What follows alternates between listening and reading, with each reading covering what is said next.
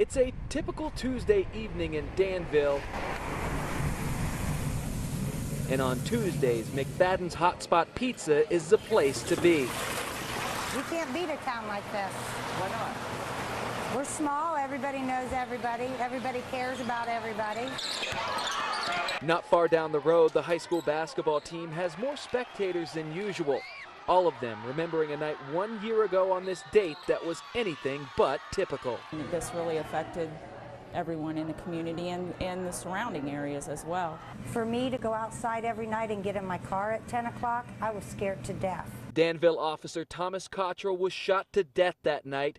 A year later, Danville residents gathered at the spot of the crime, joined by law enforcement from across Ohio to remember a man gone too soon. I can't use enough words to describe Tom. He was just a good guy. Always had a smile, sense of humor, loved working with kids. Evil will not win the day unless we allow it to take up residency in our heart. And now the community of Danville is helping to comfort and heal those who protect and serve it. Perfect strangers will walk up to you at a ball game and shake your hand and thank you, and we need that. All police officers need that right now. He may be the greatest golfer of all time. You win. Give me 5. But at this game, 6-year-old Alex had the edge on Jack Nicklaus. Alex is one of 8 nationwide Children's Hospital patient champions who got the VIP treatment at Muirfield on Wednesday. I've had fun. It was better than field day. Better than field day. After mingling with the Golden Bear and Greg Norman, it was milkshake time. They were so good. After a day of getting so much, the patients were in a giving mood. For example, giving me advice about my physical appearance. You should start getting beard that goes all the way down to your shoes. You look old. When is your birthday? No, it looks like you're 40 actually. That would make me a year younger than NFL legend Peyton Manning, who gave the patient champions personalized autographed mini helmets, a signature that was in high demand. It's a great part of this nationwide sponsorship of the Memorial Tournament, and great to have these kids out here. The kids seem to think so too. At Muirfield, Matt Edwards, NBC4. You're still working on it? Good job. Oh, thanks. Walking across the field on senior night brings Mara Hunter quite a smile. Compared to where her life was a year ago, she's happy just to be up and moving. Like, I would spend days in bed. There was times she used a walker just to walk around the house. Today, she leads the Olentangy Liberty field hockey team in goals.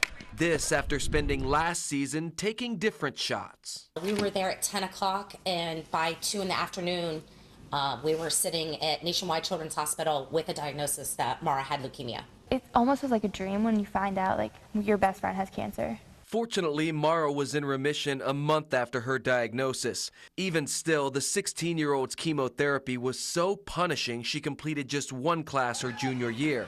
And as for the sport she loved, I can honestly say that I lost the hope of playing again. Then one September day, after another round of chemotherapy, with hope of ever playing again gone, Mara had a missed call. She called me and said, Coach Wilkinson called from Ohio State. One of my best friends, she was getting calls like left and right that day, and I just thought I wasn't going to get any. But she did get a call, and the girl who grew up wearing scarlet and gray received a scholarship offer from the Buckeyes. That's what pulled Mara through. I mean, after that, like literally the next day I was getting up and I was running.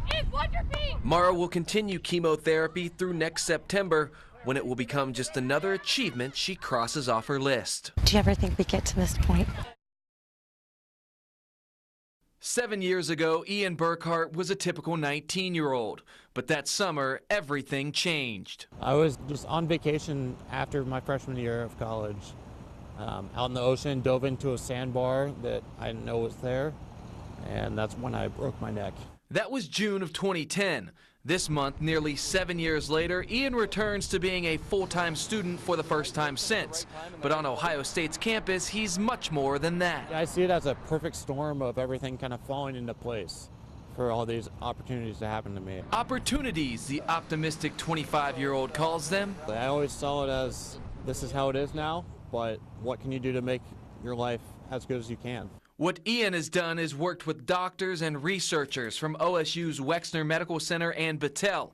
And with a chip in his brain feeding his thoughts to the sleeve on his arm, he's become the first quadriplegic to ever regain control of a limb. When I'm connected to everything, I'm able to think, open my hand or extend my index finger, and my hand will actually respond. Versus when I'm not connected to the machine and I think about moving my hand does nothing. For now, Ian can only regain control of his hand during research sessions. I'm really waiting for the day that I can take this home and use it outside of the lab. That's another opportunity Ian looks forward to. The biggest thing that keeps me motivated is hope for the future, and I've been able to see it firsthand with this research that we're doing, knowing that I won't have to settle like everyone else will for the rest of their life.